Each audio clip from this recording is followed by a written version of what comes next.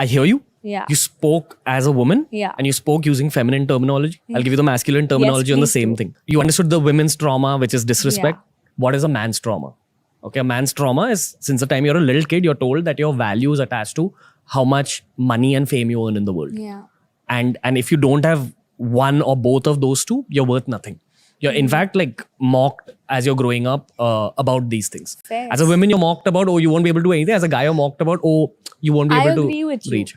So And sometimes it feels harder. Like, I mean, in a man's shoes, like, I mean, I have a brother at home and he's at that age where he's just starting off his life. So I do see, you know, him going through the challenging period of how I'm going to make it, what I'm going to do, you know, how I'm going to do what I'm going to do. Because somehow, similarly, unfortunately, women have always been told it's not there are two things. One, ki, you're not going to be able to do anything, or you're good for only getting married or whatever. So the pressure of making your own life is not put on a woman the way it's put on a man. yeah.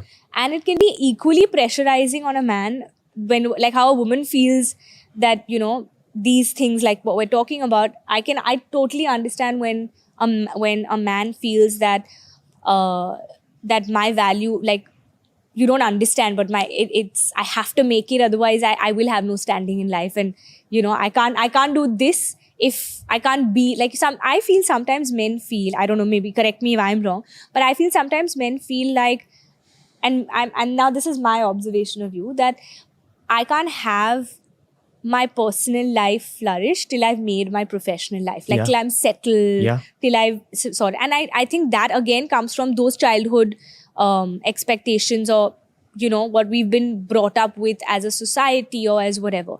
But why can't we look at it as two people starting life and making life together? Like, it doesn't, today, a man doesn't have to be the bread earner. It can be, those roles can be equally divided.